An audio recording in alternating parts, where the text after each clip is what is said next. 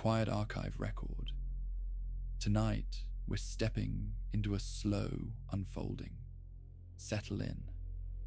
Let the outside world dissolve and gently descend into tonight's world. Near-death experiences are reported by people who come close to death or are revived after clinical crisis, most often during cardiac arrest, severe trauma, drowning, anesthesia, complications, or deep coma. Across cultures and decades, many accounts share recurring features: a sense of separation from the body, unusually vivid awareness, movement through darkness or a tunnel, encounters with a light or presence, an intense life review, and an abrupt return. Researchers have tried to map these patterns with tools such as the Grayson NDE scale, while hospital projects like AWARE have tested claims of veridical perception during resuscitation. Skeptical explanations include hypoxia, anesthesia awareness, RM intrusion, and memory reconstruction. None fully accounts for every reported detail. The record also includes a small set of widely discussed cases with medical timelines, multiple witnesses, and specific observations that can be checked in notes and interviews. Tonight, we go through the most compelling near-death experience cases on record. Near-death experiences sit at a strange intersection of medicine, memory, and meaning. They show up in emergency departments, intensive care units, operating rooms, and accident scenes. They are described after cardiac arrest, after severe blood loss, after drowning, after complications under anesthesia, and after traumatic injury. They are also described in contexts that are not immediately life-threatening, including fainting and certain sleep-related episodes. That range matters because it complicates easy explanations. A single mechanism would be expected to produce a single kind of setting. Instead, reports cluster around crisis, but do not belong to only one physiological path. The most commonly reported features are well known: a sense of leaving the body, a sense of movement through darkness or through a corridor, a presence sometimes described as a person, sometimes as a light, sometimes as a field of awareness, a life review described not as a list of memories, but as an immersive replay with emotional detail, and then a return, sudden and sometimes reluctant, followed by a period of confusion, calm, or a lasting shift in outlook. The modern study of these accounts tries to do two things at once. It tries to respect the testimony, because the experience is often described as more vivid than ordinary waking life. And it tries to keep the testimony anchored, because vividness does not guarantee accuracy.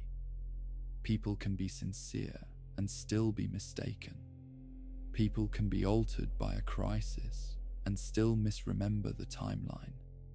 People can be influenced by what they read afterward. The most compelling cases, then, are not the most dramatic.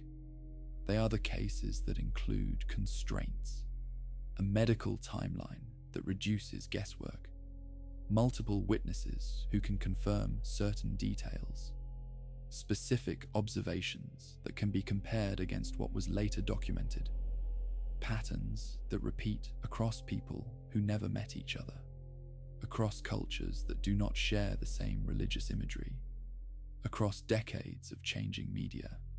Skeptical models tend to focus on physiology and neuropsychology. Low oxygen can alter perception. High carbon dioxide can produce intense sensations. Certain anesthetic states can produce awareness and memory fragments. REM intrusion can bring dreamlike imagery into waking consciousness.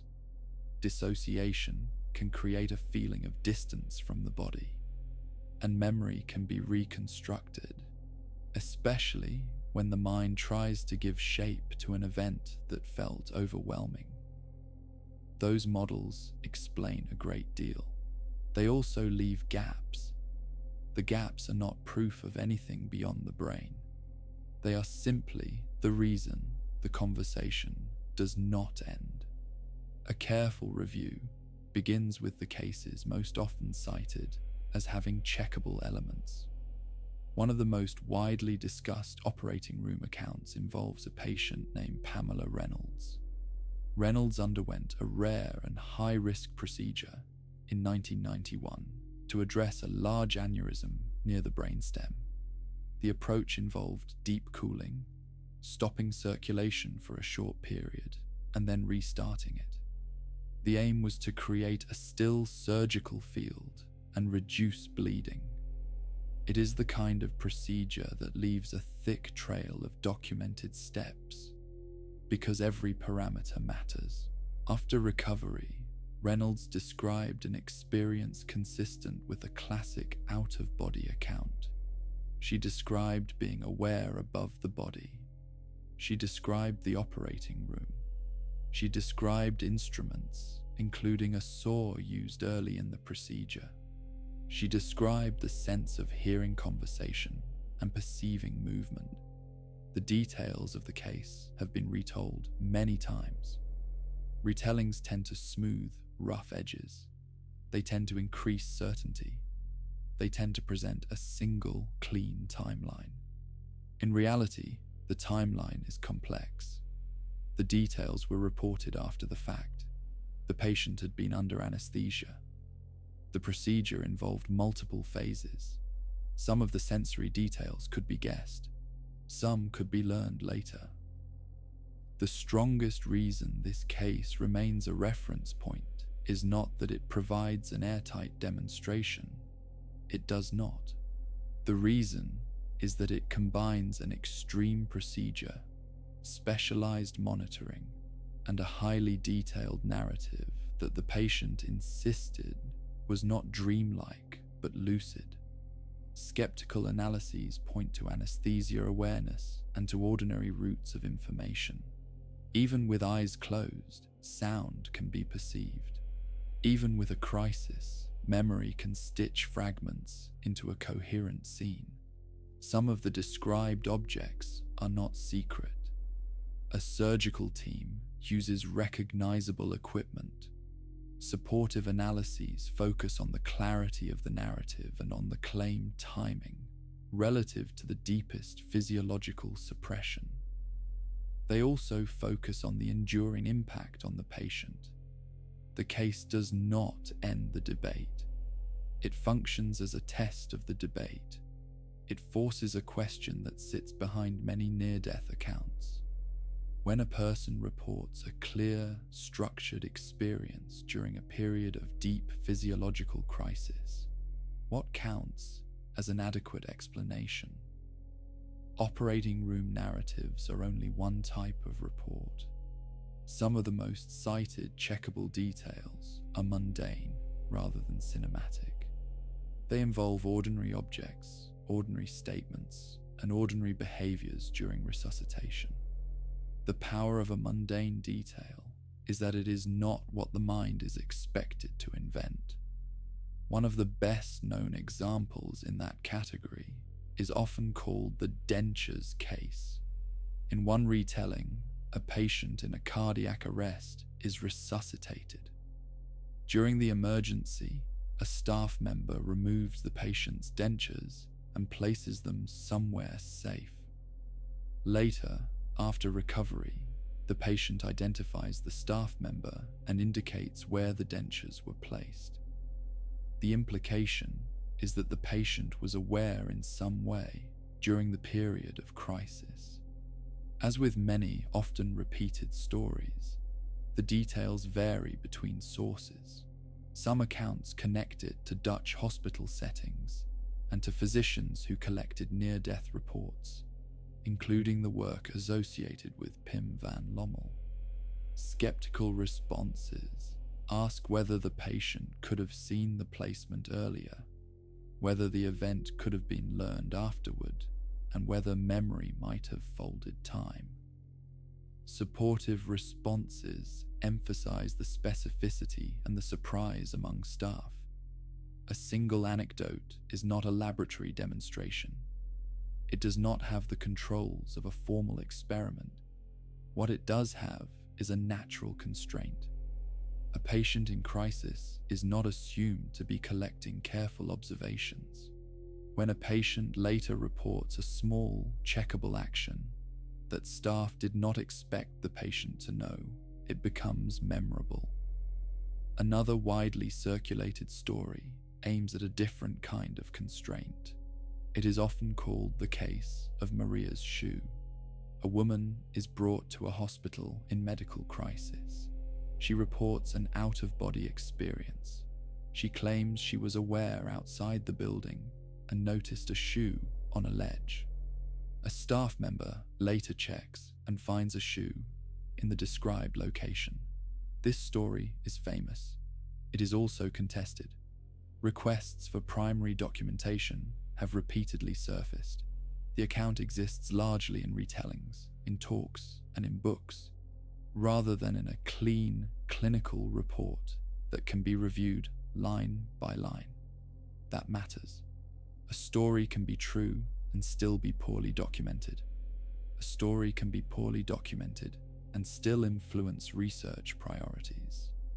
The importance of the shoe story is not that it resolves anything. It is that it captures what both believers and skeptics want when the subject is out-of-body perception. A detail that can be checked. A detail that was not likely to be guessed. A detail that is external to the experiencer's private imagery. That demand shaped later research efforts in hospital environments. It helped motivate studies that attempted to place hidden visual targets in areas that would be visible only from above. The goal was direct. If a patient reports an out-of-body perspective during resuscitation, can the patient report a target the physical eyes could not have seen? One of the best-known research programs in this area is AWARE, associated with Sam Parnia and collaborators. The design is simple in principle and difficult in practice. Cardiac arrest survival is limited. Memory after resuscitation is unpredictable. Only a fraction of survivors report a near-death experience. Only a fraction of those report an out-of-body experience. Only a fraction of those occur in a location with a target. And only a fraction of those produce a report detailed enough to compare. When outcomes are scarce, conclusions must be modest. AWARE and related projects have reported limited instances of potentially verifiable perceptions, alongside many instances where no target could be tested. Skeptical interpretations emphasize how small the numbers are and how many ordinary pathways of information remain. Supportive interpretations emphasize that the work represents a rare attempt to bring careful measurement into a setting where chaos is the norm. The most compelling aspect of this research line is not a single result. It is the method. Near-death experiences are typically private. Hospitals are public systems with documentation. When a phenomenon is claimed to occur during medical crisis, the hospital becomes one of the few places where timing and witness accounts can be compared against notes. Not every compelling case is about external perception. Some are compelling because they involve people with unusual sensory constraints. A subset of reports involve people who were blind, including those blind from birth, who describe visual imagery during a near-death experience. This claim has been discussed in the literature associated with researchers such as Kenneth Ring and Sharon Cooper. These reports are difficult. They are difficult because the word visual can be used metaphorically. They are difficult because memory can borrow language from the surrounding culture. They are difficult because the sample sizes are limited. And they are difficult because, without careful documentation of the person's baseline sensory experience and language habits, the claim can become inflated in retelling. Still, the reports persist. Some blind experiencers describe spatial layouts and forms. Some describe color in ways that do not fit their ordinary vocabulary. Some describe recognition of faces, not merely voices. Skeptical interpretations emphasize that the brain can generate imagery without sensory input, and that metaphoric language can be mistaken for literal perception. Supportive interpretations emphasize the coherence and the lasting certainty expressed by the experiencers. Another category of cases involves extreme trauma outside the hospital. These accounts sometimes include clearer environmental anchors because multiple bystanders are present and the scene is physically open. The accounts can include descriptions of the accident scene, the arrival of responders, and the experience of leaving the body. Here, the main question becomes timing. A traumatic event unfolds fast. A person can lose consciousness and regain it. A person can hear and later blend the sounds into a mental scene. A person can observe details before collapsing. And yet, some trauma cases remain striking for their emotional clarity and for the way the narrative becomes organized. A pattern repeats. A sense of distance from pain. A calmness that contradicts the severity of injury. A structured sequence of events that the person insists occurred during unconsciousness. In the public conversation, a few names appear repeatedly. Some are polarizing because they sit close to religion and popular media. Some are polarizing because the person later became a public speaker. Public speaking changes perception of credibility. It can be seen as a sign of sincerity. It can also be seen as an incentive. One widely known account belongs to Daniel Brinkley. Brinkley reported a near-death experience after being struck by lightning in 1975. His narrative includes classic features: separation from the body, movement through darkness, an encounter with a luminous presence, a life review, and a return. It also includes later claims of repeated near-death experiences. From a documentary perspective, the compelling element is not the metaphysical interpretation. It is the pattern of features and the after effects. Many experiencers report reduced fear of death. Many report increased empathy. Many report a shift away from material ambition. Many report difficulty integrating the experience into ordinary life. Skeptical frameworks treat these after effects as a psychological response to trauma. A brush with death can reorder priorities. Supportive frameworks treat the after effects as consistent with the person believing the experience was more real than ordinary life. Both frameworks can be true at the same time. A trauma can produce a shift. A powerful experience can also produce a shift.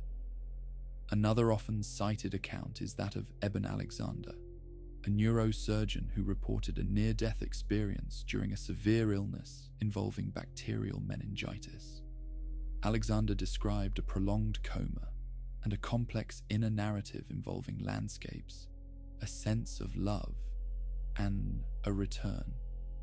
The account became widely known and widely debated. Supportive interpretations emphasize the severity of the illness and the claim that normal cortical function would have been profoundly impaired. Skeptical interpretations emphasize uncertainties in timing. and the possibility that the experience occurred during periods of recovery rather than during deepest coma. They also emphasize how memory can consolidate after the fact. The significance of this case is not that it proves an afterlife. It is that it highlights how much the debate depends on timing. When exactly did the experience occur relative to measurable brain function? The question is hard to answer in retrospect. It is even harder when the person was not monitored continuously in a way designed for consciousness research. Another widely shared narrative involves Anita Morjani, who reported a near-death experience during a period of severe illness involving cancer. Her account includes a reported sense of expanded awareness, a life review, and a return associated with a dramatic change in her health trajectory. Cases that involve medical improvement are especially vulnerable to exaggeration. Illness trajectories can be complex. Spontaneous remission, while rare, is documented. Treatment effects can be delayed. Diagnosis and staging can be interpreted differently across clinicians.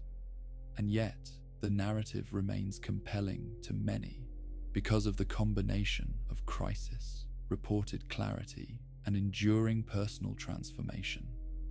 In documentary terms, the careful approach is to separate the experience report from the medical outcome. The experience can be analyzed as testimony. The medical outcome must be analyzed through medical documentation. Some of the most influential near-death accounts are older and quieter. They are not built for an audience. They are built as recollections. One often discussed account involves George Ritchie, who described a near-death experience after severe illness during military training in the 1940s. Ritchie's narrative includes classic features: leaving the body, observing surroundings, encountering presences, and returning with a changed outlook. It has been discussed as an influence on later figures in the field.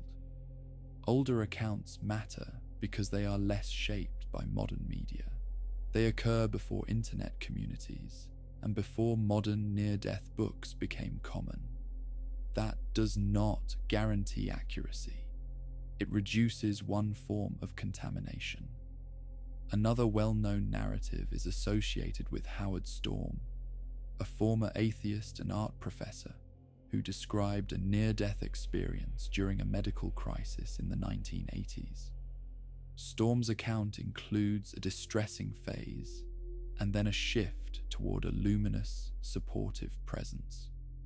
It is frequently cited because it includes both fear and relief, and because it suggests that the experience is not always uniformly comforting. Distressing near-death experiences are important. They complicate the idea that the phenomenon is simply the brain providing comfort at the moment of death. They also complicate simplistic religious readings. If the experience were a straightforward reflection of cultural expectation, then the distribution of fear and comfort would be expected to map neatly onto belief systems. It does not. Reports include neutral experiences. Reports include blissful experiences. Reports include frightening experiences. Some experiences report confusion. Some report a void. Some report intense isolation. Some report being drawn towards something they experience as punitive.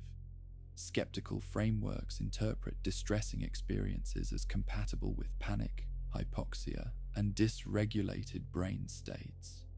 Supportive frameworks interpret them as compatible with a broader spectrum of post-mortem or transpersonal states. Again, the documentary approach is to note the range and avoid premature conclusions. Across cases, the life review is a recurring motif.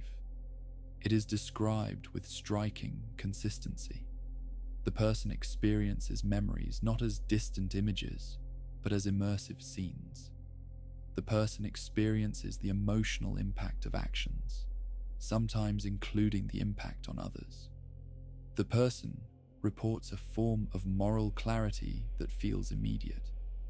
This is one place where neuropsychological models and experiential models collide. A life review could be interpreted as memory consolidation under stress. It could be interpreted as a narrative device the mind uses to integrate trauma. It could also be interpreted as something beyond ordinary memory. No interpretation can be forced. What can be noted is how frequently this motif appears and how strongly it is remembered. Another recurring motif is the boundary. Experiences describe a point of no return. It may be a line, it may be a doorway, it may be a river, it may be a decision, it may be a sense that returning is mandatory. The form varies, the structure repeats. A third recurring motif is communication. Many experiences describe communication that does not feel like spoken language. It is described as immediate understanding. It is described as a direct transfer of meaning. This motif is also a point of skepticism. The mind can produce the feeling of certainty. Dreams can produce the feeling of telepathic communication. And yet, experiences often insist that the communication felt clearer than speech, as if speech were a crude tool compared to the experience. Another strand of compelling material involves shared elements across cultures. Near-death experiences are reported globally. The imagery can be shaped by local language and belief. The structure often shows similarities. Some reports from India, for example, include the motif of mistaken identity. An experiencer reports being taken to an authority. The authority indicates a mistake. Someone with a similar name was intended. The experiencer is sent back. A skeptical reading treats this as culture-shaping narrative.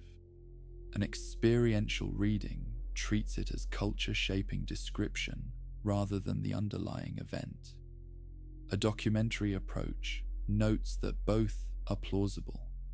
Culture shapes how people speak about any internal event. The question is whether the underlying structure would still exist without cultural language. The repeating motif suggests it might. Another important line of evidence comes not from spectacular claims, but from systematic measurement. The Grayson Near-Death Experience Scale is one of the best-known tools used to quantify features. It does not prove a metaphysical claim. It allows comparisons. It allows researchers to say whether certain features cluster. It allows analysis of correlations with medical variables and with long-term after-effects. What emerges from scale-based work is that near-death experiences are not random dreams. They have recurring components. They have a distribution of intensity. They have after-effects that can be measured in questionnaires and interviews. After-effects are sometimes described in spiritual terms: reduced fear of death, increased compassion, less interest in status, a stronger sense of purpose, a stronger desire to help others. After-effects are also described in practical terms: difficulty returning to ordinary routines, sensitivity to noise, sensitivity to crowds, a sense of being out of place, relationship strain, a desire to speak about the experience paired with fear of being dismissed. In clinical contexts, these after-effects matter. A patient may be recovering medically while struggling psychologically. If staff treat the account as delusion, the patient may withdraw. If staff treat the account as proof of doctrine, the patient may feel pressured. the most supportive approach is often neutral respect. The account is acknowledged as real to the patient. The patient is encouraged to integrate the experience without being pushed toward a specific belief. Another line of compelling cases involves children. Children report near-death experiences with features similar to adults. Children also report elements that are less likely to be borrowed from sermons or books.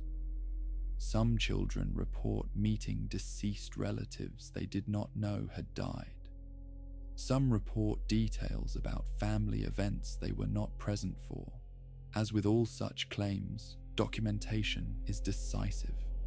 A story reported years later is less useful.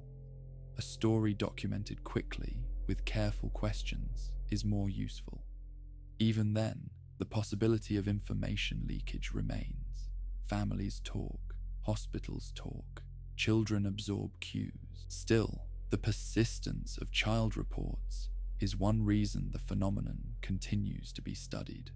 Children have less incentive to construct a myth. They also have less language to express complex states.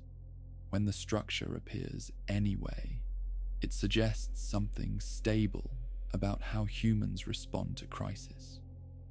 Another adjacent phenomenon, often discussed in the same orbit, is terminal lucidity. This refers to reports of a person with severe cognitive impairment becoming briefly clear and communicative shortly before death.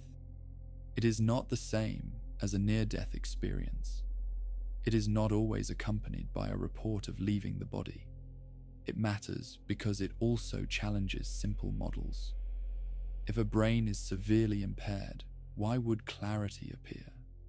Skeptical models point to fluctuations in arousal, to brief changes in brain chemistry, and to the possibility that observers interpret any improvement as miraculous. Supportive models point to how these moments can appear surprisingly organized. Similarly, end-of-life visions are common. People near death sometimes report seeing deceased relatives. They sometimes report seeing places. They sometimes report receiving reassurance. These events can occur without a medical crisis like cardiac arrest. Some clinicians treat these visions as delirium. Some treat them as a natural part of dying. Some treat them as something more. In documentary terms, the key point is that they are common and often comforting. They also show patterns that repeat.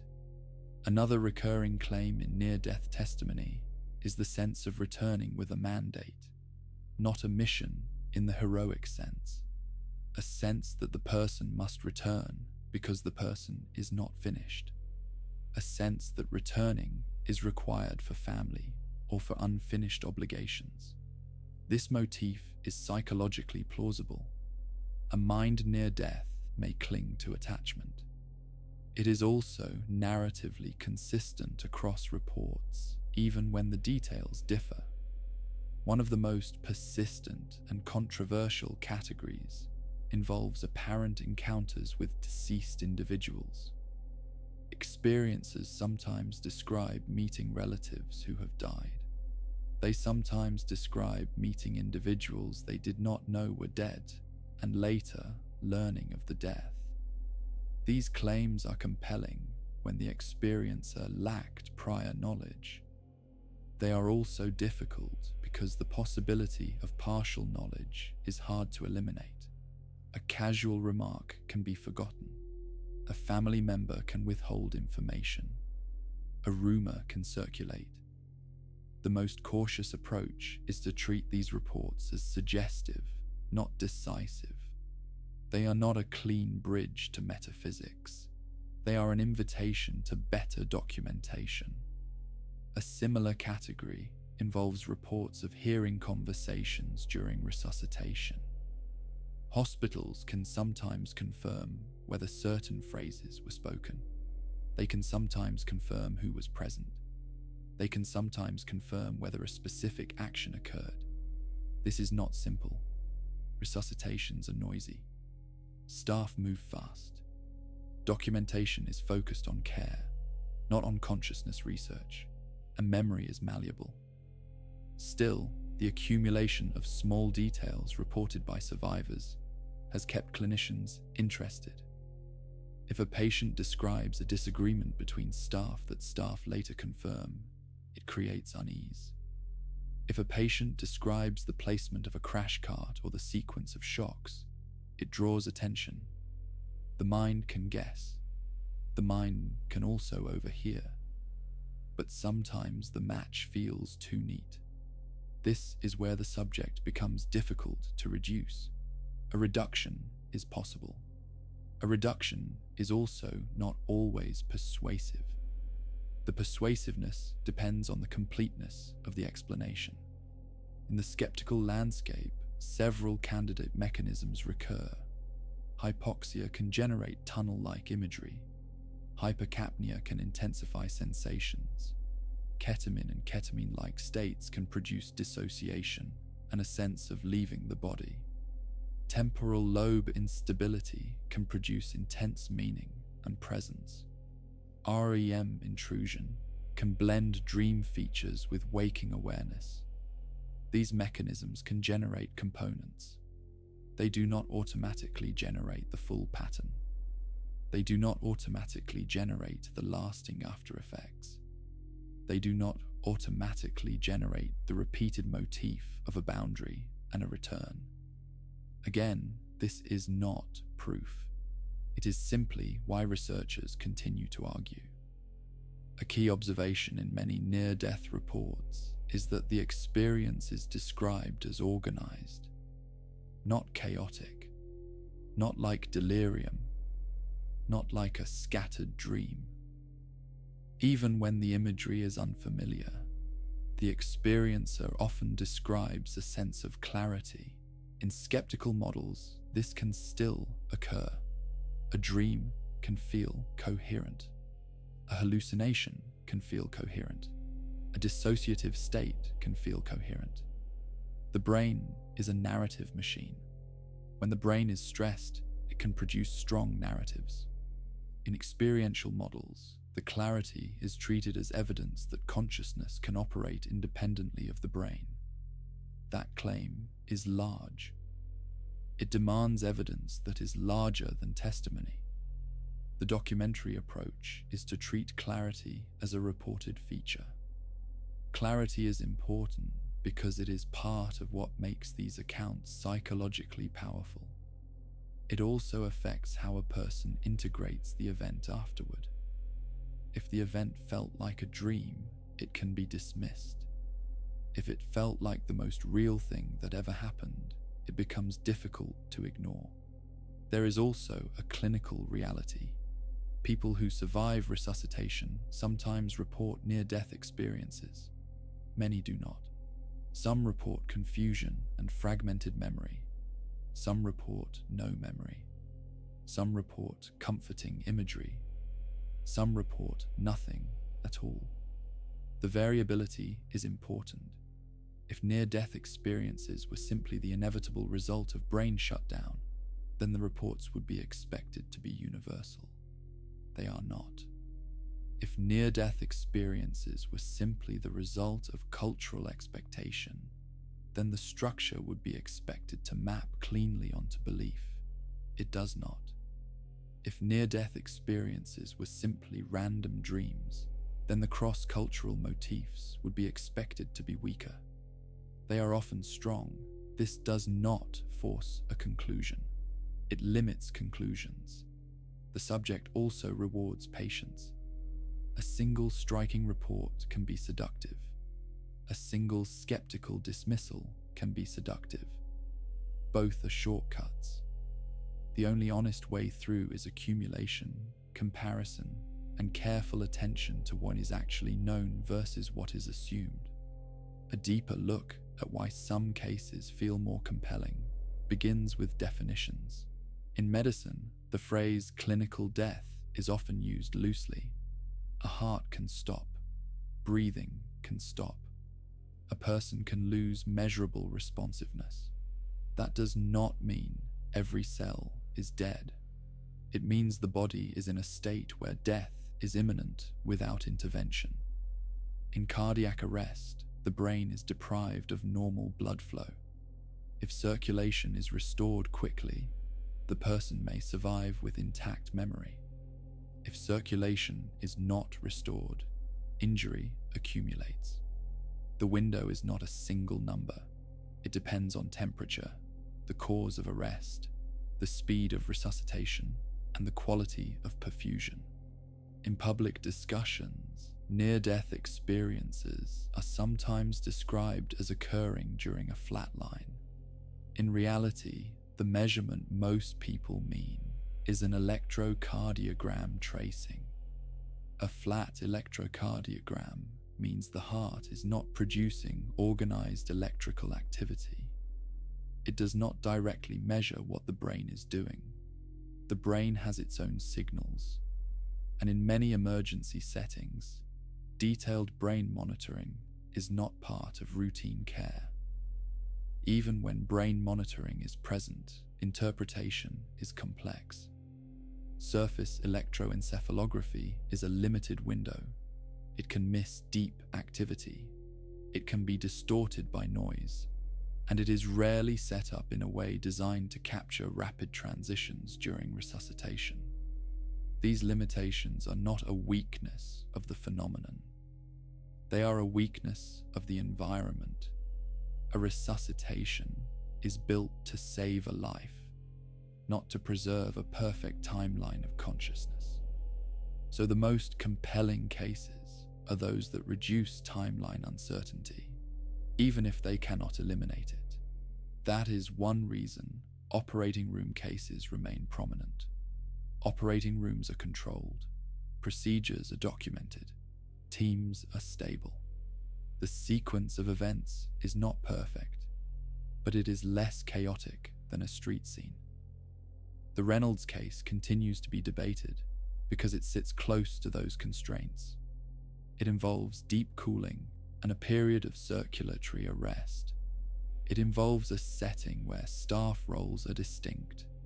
It involves a narrative with concrete objects and actions. And it involves the hard question of when the experience was likely to have occurred. A documentary treatment also notes the limits. The account is retrospective. Retellings vary. The most dramatic summaries in popular media often simplify what is actually known. So the case is best treated as a high-value disputed example, not as a solved demonstration.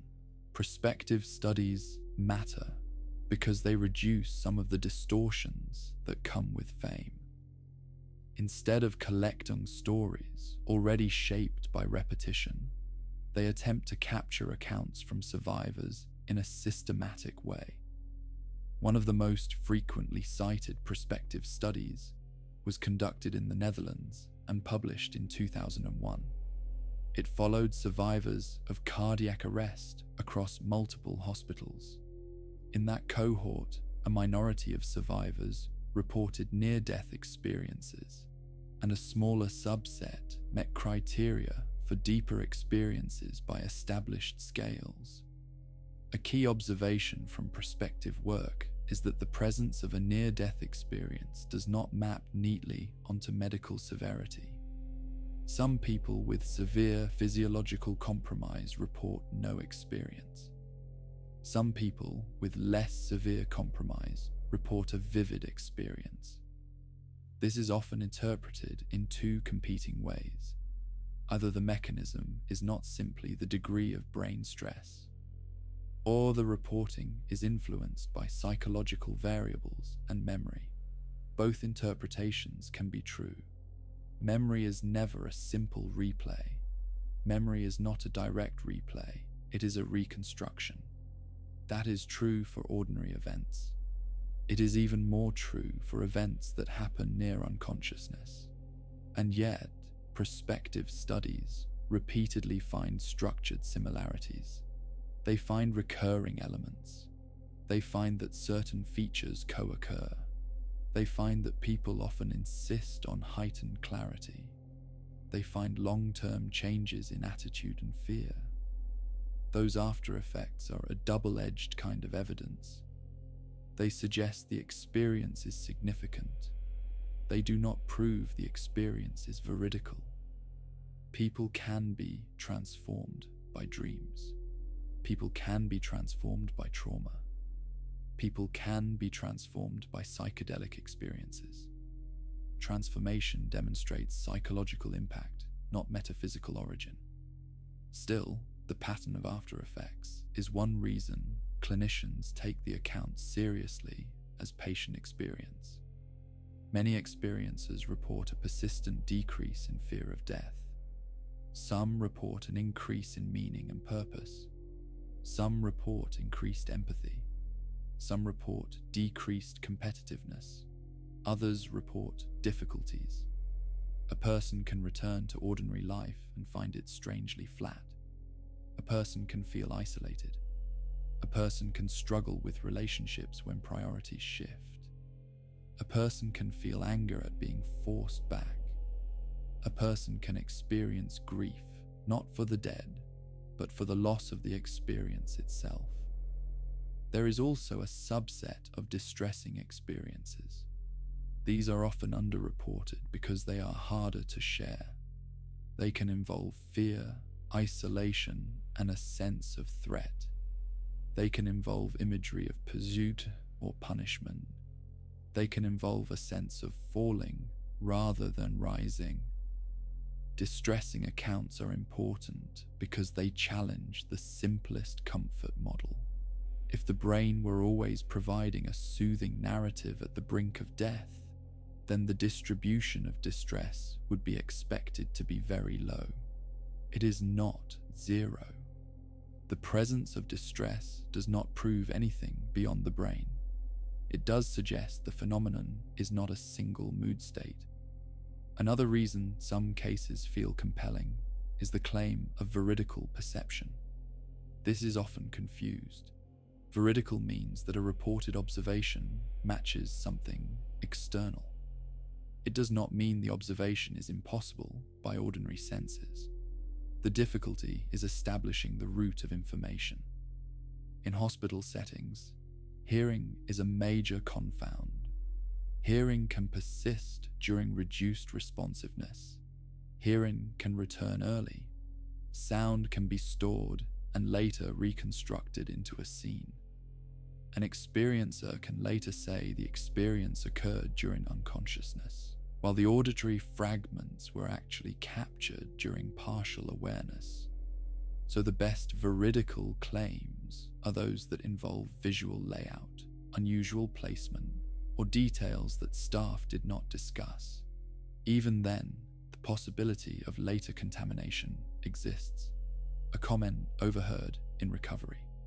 A detail mentioned by a visitor. A staff member repeating events near the bedside. This is the reason stories like the shoe remain famous.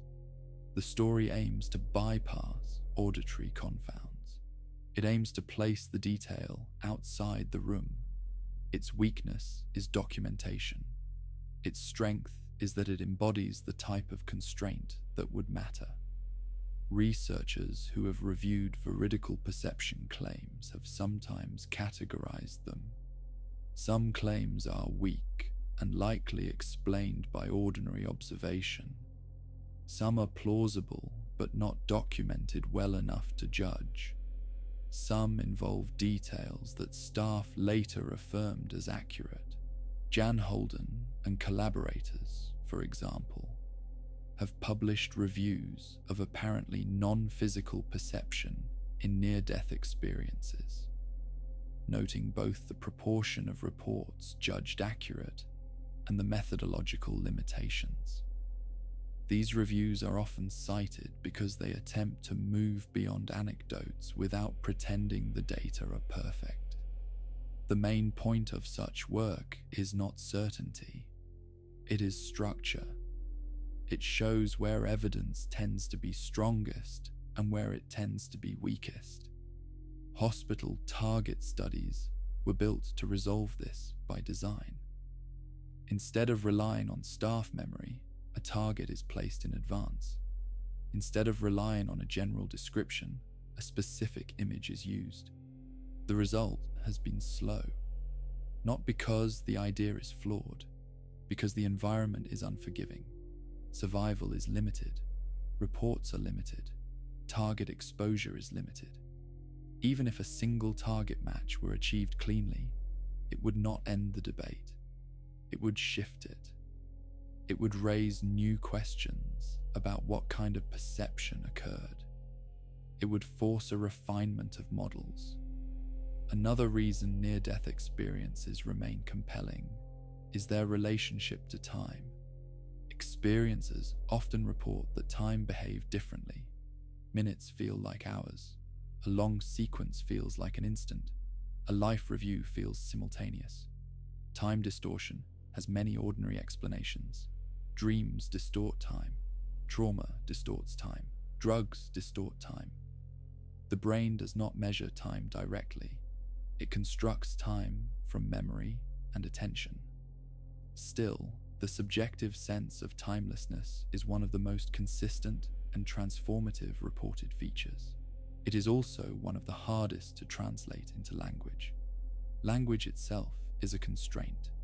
Near-death experiencers often report that the experience was beyond words. They then use metaphors: light, tunnel, boundary, home. Metaphors are not evidence.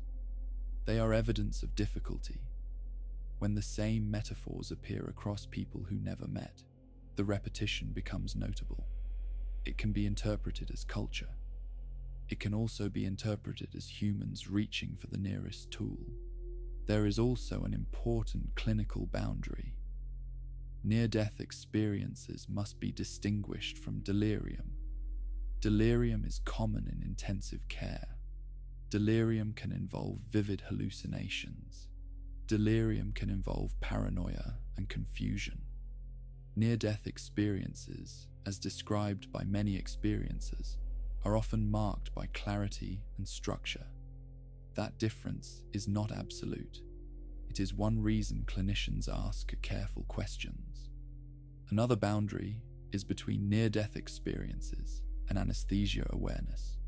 Anesthesia awareness is a known phenomenon. It can occur under certain conditions. It can involve hearing, pain, and memory. It can be traumatic. It can also produce dissociation. This overlap matters because operating room accounts can be interpreted through either lens. The difference often comes down to the content and to the timing. A person describing a clear awareness of instruments could be describing awareness. A person describing movement through darkness and meeting a presence might be describing a different state. Both can occur. Both can be remembered. Another line of compelling cases involves cardiac arrest patients who later describe staff actions that were not discussed.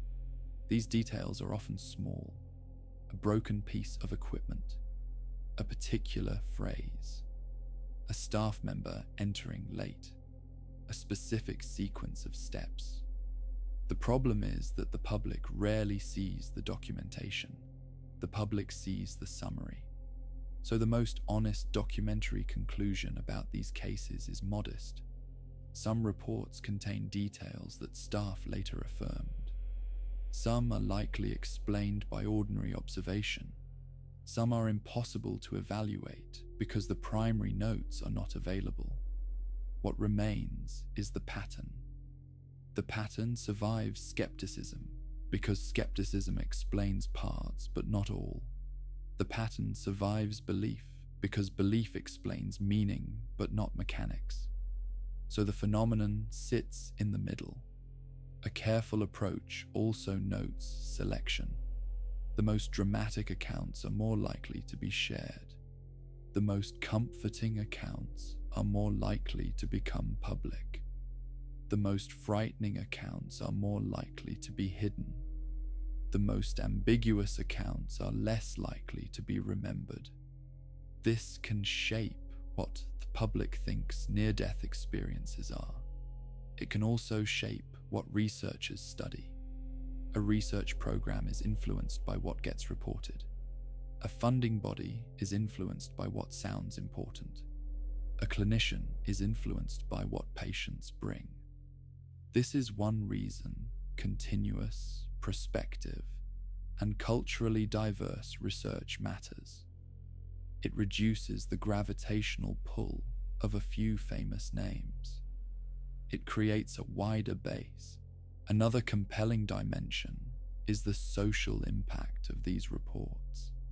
Near-death experiences can change how families grieve. They can change how people approach hospice. They can change how clinicians speak to patients. They can also create conflict when a person returns with beliefs that do not match the household. In hospice environments, staff have long noted how common deathbed reports can be. A person near death may describe seeing a deceased spouse. A person may describe being visited. A person may describe a sense of preparation. These experiences often bring comfort. They also challenge a purely pathological framing. A hallucination can still bring comfort. A comfort does not prove an external visitor, but the comfort is clinically relevant.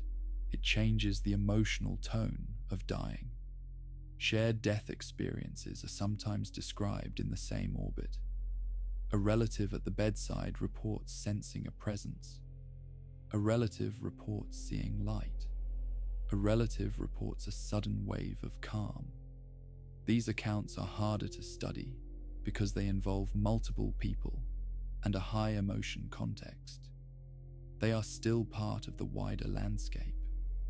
They show how the boundary between personal experience and social witness can blur. Terminal lucidity also continues to provoke interest. A person with dementia may briefly become coherent. A person may recognize relatives. A person may speak clearly. Then the person dies. Medicine has partial explanations. Arousal can fluctuate. Brain chemistry can change. A person can have good moments. The reports remain compelling because the clarity can appear unusually organized. Another way to test explanations is to compare near-death reports with experiences that share parts of the same physiology. If low oxygen is a core driver, then states of reduced oxygen should sometimes resemble near-death experiences. In some settings, they do. High-performance aviation provides one such comparison. Pilots exposed to high gravitational forces can experience G-induced loss of consciousness. As blood flow to the brain drops, vision can narrow. A grey-out can become a blackout. People can report tunnel-like visuals, altered time, dream-like sequences, and abrupt return. These similarities matter. They show that the brain under perfusion stress can generate powerful and structured experiences. They also show why the tunnel motif is not necessarily a metaphysical sign. Retinal and cortical physiology can contribute. The comparison also has limits. Many near-death experiences describe not just sensory distortion, but a sense of moral insight, a life review, and a persistent shift in values. A brief G-induced blackout does not reliably generate those features. This does not prove anything. It does suggest that a full explanation may require more than one ingredient. Another comparison comes from anesthetic and dissociative drugs. Ketamine, for example, can produce dissociation, a sense of leaving the body, encounters with beings, and a feeling of traveling through spaces. Some people who have used ketamine describe experiences that resemble near-death experiences. This resemblance is often used skeptically. If a drug can generate similar content, then the content may be brain-generated. That is a reasonable inference. It is also incomplete. A drug can mimic a symptom without being the original cause. A drug can mimic a pattern by pushing the brain into a similar state. Psychedelic compounds are sometimes discussed in the same way. People report encounters, life reviews, and a sense of unity. Again, the comparison is informative. It suggests that certain experiential motifs may be available to the human brain under multiple conditions. It does not directly answer whether the near-death state is solely a brain phenomenon. A careful review also separates phenomenology from inference. Phenomenology is what people report. Inference is what those reports are said to mean. Near-death research can describe phenomenology without committing to a metaphysical conclusion. This is why measurement tools like the Grayson scale remain useful. The scale asks about specific features, altered time, heightened senses, feelings of peace, out-of-body perception, encountering a presence, life review, a sense of a boundary. By scoring features consistently, researchers can compare across cohorts. A cohort of cardiac arrest survivors, a cohort of people with severe injury, a cohort of people who nearly drowned, a cohort of people with anesthesia complications. This kind of comparison can identify which features cluster and which do not. It can identify which features predict long-term changes. It can also identify which features correlate with certain medical variables. The correlations are often weak. That is part of the puzzle. Another piece of the puzzle is memory timing. A near-death account is usually collected after survival. The report can be immediate. It can also be delayed. Delay increases distortion. Delay increases the influence of cultural story. Delay increases the chance that the narrative is shaped by what others said. This is not an accusation of dishonesty. It is a property of human memory. A person can sincerely report a detailed timeline that the body did not live. A person can sincerely place an event during unconsciousness that actually occurred during a return of awareness. So, when the most compelling cases are discussed, the question is often not whether the experiencer is sincere. The question is, what can be constrained? Was the person monitored? Was the event documented? Were the staff interviewed? Were the details recorded soon? Were the details specific? This is also where quiet, unglamorous clinical writing becomes important. A clinician who notes on the same day that a patient reported an out-of-body experience can reduce later uncertainty. A clinician who notes a specific claimed observation can preserve a testable detail. Even then, certainty can be elusive. In a resuscitation, minutes can blur. People move, conversations overlap, alarms sound. The body can drift in and out of responsiveness. Some proponents of near-death research emphasize that consciousness should not occur without blood flow. Some skeptical researchers emphasize that residual brain activity can persist, and that micro-periods of perfusion can support experience. Both points have substance. Cardiac arrest does not instantly erase all brain function. At the same time, sustained lack of perfusion does not support normal consciousness. So the debate often becomes a debate about thresholds and timing. A related issue is what counts as a flat brain. In many cardiac arrest settings, there is no electroencephalography. So statements about a flat brain are sometimes assumptions. In operating room settings, monitoring may exist, but it may not measure the exact signals needed to establish the presence or absence of experience. Researchers have also discussed reports of electrical surges near death in some animal models and in a small number of human observations. These observations are early and contested. They do not map cleanly onto near-death reports. They do suggest that the boundary between life and death may include complex transitions rather than a single switch. In addition to physiology, psychology plays a role. A near-death experience often occurs in a moment of helplessness. A person is in pain or in shock. The mind may generate meaning. The mind may generate a narrative of safety. The mind may generate a narrative of evaluation. A life review can be interpreted in this way. A mind facing collapse may rapidly scan autobiographical memory. It may compress time. It may associate emotion with actions. And yet, many experiencers emphasize that the life review did not feel like self-judgment. It felt like understanding. It felt like seeing consequences. It felt, for some, like an education. This educational tone is one reason after effects can be persistent. A person who believes the experience revealed a larger moral reality may reorient life accordingly. A person who believes the experience was a brain event may still reorient life because the emotional imprint can be strong. The long-term consequences can be measurable. Studies have reported changes in spirituality, in fear of death, and in prosocial attitudes. Some studies also report increased sensitivity and difficulty adjusting. The change is not uniformly positive. A subset of experiencers report strain in relationships. A partner may not understand.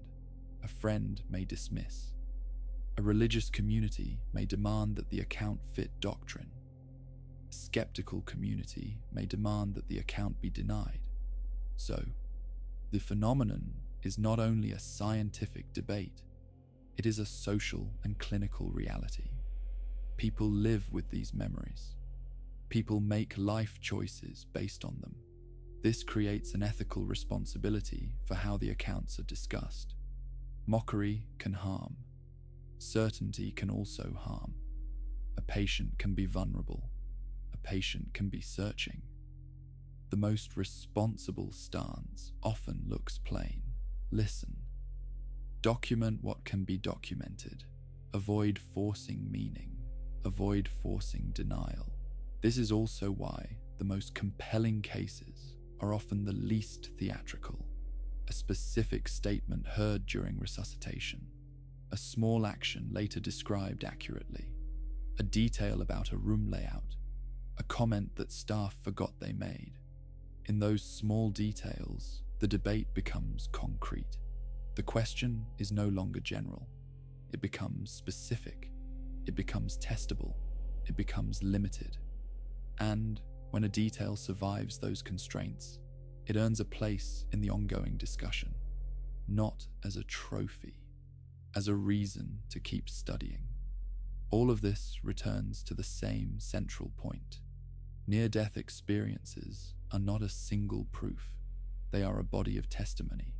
They interact with physiology. They interact with memory. They interact with culture. They interact with meaning. A final layer is the difference between what is compelling to the public and what is compelling in a clinical review. To the public, a compelling case is often the one with the highest drama, a famous name, a dramatic recovery, a bold claim.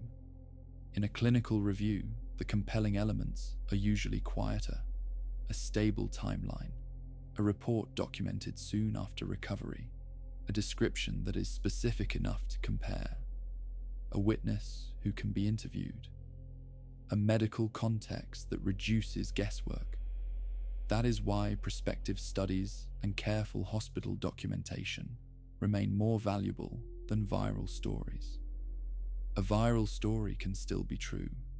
It is simply harder to evaluate. It is also why a careful review keeps returning to the same caution. Near-death experiences are not identical to death. They occur in survival. They are reports from people who came back. So any claim about what happens after death must remain tentative. And yet, the experiences remain important even without metaphysical certainty. They reveal how humans can experience selfhood when the body is failing. They reveal how meaning can arise under threat. They reveal that fear can be altered not by argument, but by an experience remembered as real. The experiences also reveal how fragile the boundary is between science and story. A story can take one detail and inflate it. A story can turn uncertainty into certainty. A story can remove the medical context and leave only the mystical conclusion. A careful approach keeps the medical context in view. The physiology matters. The settings matter. The limits of monitoring matter. The limits of memory matter. One of the most common pitfalls in this subject is the drift that happens as a story is told and retold. A detail becomes sharper. An uncertainty becomes a firm statement. A time window becomes an exact timestamp. A general impression becomes a quoted sentence. This drift is not always malicious. It is often the normal human urge to make a story complete. A near-death experience can already feel complete to the experiencer. When the account is repeated publicly, the audience expects a clean sequence. The teller adapts. So, when a case is described as compelling, the question becomes simple.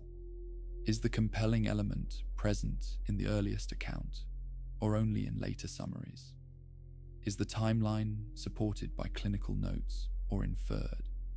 Is the observation specific enough to test or too broad to falsify?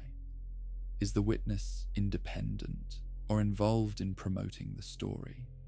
A case can remain meaningful even if it fails those tests, but it should not be used as a decisive claim if it cannot meet them. This is the difference between personal meaning and public evidence. Personal meaning belongs to the experiencer. Public evidence belongs to what can be checked. Both can exist.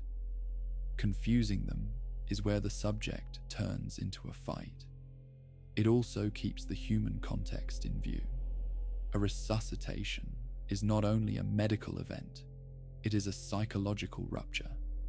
A person may return with gratitude. A person may return with confusion. A person may return with grief. A person may return with a conviction that is hard to share. For clinicians, a practical approach is often simple. Ask open questions. Avoid ridicule. Avoid endorsing a doctrine. Document what is said. Offer support if the memory becomes distressing. For researchers, the practical path is also clear, even if slow. Keep collecting prospective data. Keep refining targets and methods. Keep separating the report from the interpretation. And for anyone listening, the most accurate statement is also the most modest. Some near-death experience reports contain specific elements that remain difficult to explain. Many contain elements that are compatible with known physiology and psychology. The phenomenon is wide. The phenomenon is human.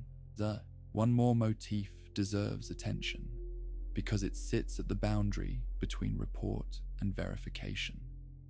It is sometimes called the peak in Darien pattern. A person near death reports seeing someone who has died. Later, the person learns that the death occurred recently and the person had not been told. These stories are compelling when the knowledge gap is real. They are also difficult to evaluate. Information can leak. A conversation can be overheard. A change in family behavior can signal grief. A rumor can travel. Still, the repetition of the motif across time and culture is notable. It shows that near-death experiences often include social recognition. They often include reunion. They often include the sense of being met. This motif also links near-death reports to end-of-life visions. A person dying may report being greeted by relatives. A person may speak to someone not visible to others. These reports can occur without resuscitation. They can occur in hospice. They can occur in home care. Skeptical models treat these as hallucination, as comfort, and as the brain shifting under illness. Supportive models treat them as contact. A documentary approach, again, holds both as live possibilities while emphasizing what can be documented. Documentation in these contexts is usually narrative rather than numeric. A nurse writes a note. A family member remembers a phrase. A physician hears a description. These are not designed as experiments. They are designed as care. Even so, the clinical importance is real. If a patient reports a peaceful reunion, anxiety can decrease. If a patient reports fear, anxiety can increase. In both cases, listening can change outcomes. The outcome might be emotional comfort. The outcome might be reduced agitation. The outcome might be better sleep. So, near-death experiences and adjacent end-of-life experiences matter even when the metaphysical debate is unresolved. They shape how people die. They shape how people live afterward. They shape how medicine treats subjective experience. The most compelling near-death cases taken together form a pattern rather than a single proof. An operating room narrative with detailed claims. A resuscitation narrative with a mundane, checkable detail.